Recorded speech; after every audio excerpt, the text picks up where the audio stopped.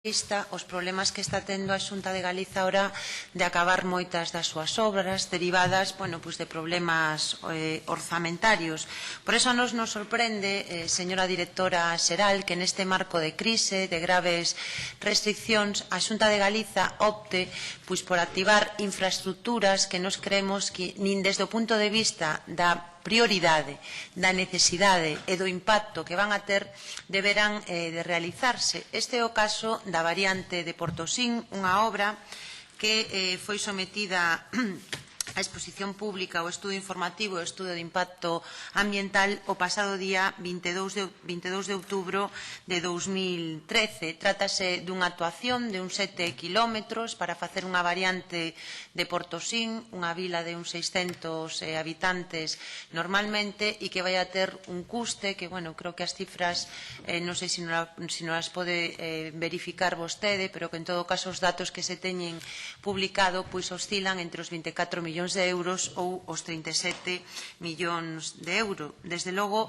a nos sorpréndenos moito que neste momento de graves recortes no ensino, na sanidade, nos dereitos, e onde vemos tamén como infraestructuras que están en marcha están paralizadas, a Xunta de Galiza, como decimos, opte por este tipo de iniciativas.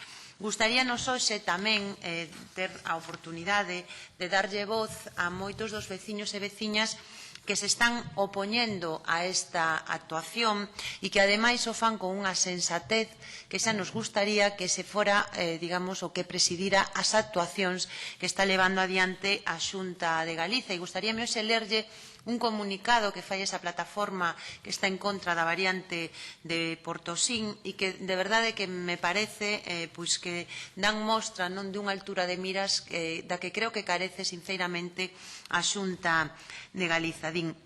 Esta infraestructura non se rentabiliza polo aforro dos tempos no proxecto. A memoria presentada ten graves erros no cálculo de tempos e distancia.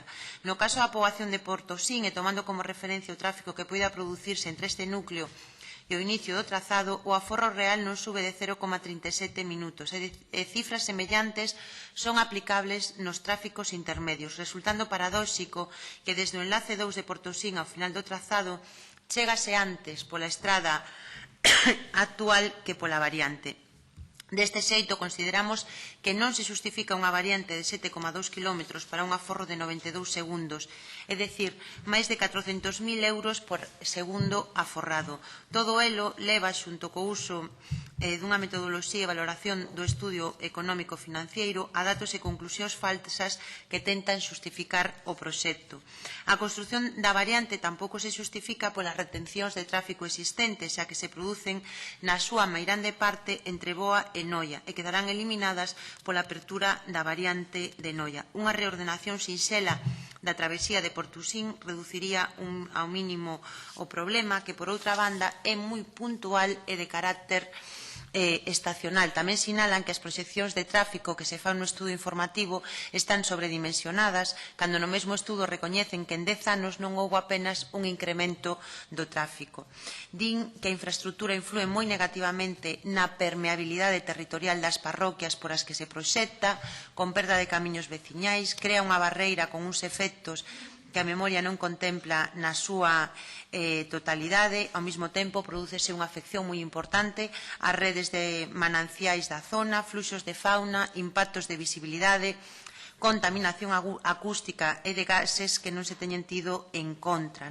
Por outra parte, tamén hai que sinalar que esta obra vai afectar dunha maneira moi importante ao patrimonio arqueolóxico desta zona, tal e como se recoñece no propio estudo informativo. Sinalan que a análise que se fai nese estudo que se somete a información, que o impacto sobre a economía ambiental e na sociedade son vaguedades e opinión sin ter en conta outros valores de rentabilidade presente e futura, xa que se produce inevitablemente unha perda de calidade de vida e de recursos das persoas afectadas directamente en a proxección de futuro da valorización do medio rural, nos valores paisaxísticos e patrimoniais e en conxunto no que vai a ser o atractivo turístico desta zona. Di, a infraestructura non aporta máis valores engadidos ao necesario pulo do desenvolvemento de empresas e postos de traballo, sendo o fomento do emprendemento, as políticas de emprego e a explotación sostible dos recursos os que podían crear emprego, fixar poboación e sentar as bases para un desenvolvemento que non cometa os erros anteriores tan ben coñecidos. Esta infraestructura tentan xustificarse para conectala con un polígono que non existe. Consideramos, desde logo, que é moi relativa a necesidade dun polígono industrial en Cando Concello, cando outros andan orfos de ocupación. Aínda así, a estrada actual sería máis que capaz de recoller o tráfico derivado. Non hai unha xustificación contrastável do impacto sobre empresas existentes nin incidencia no tráfico de mercadorías e produtos. Estas son parte das razóns que nos levan a estar en contra desta obra. É necesario manifestar que facemos isto exercendo o máis elemental dereito.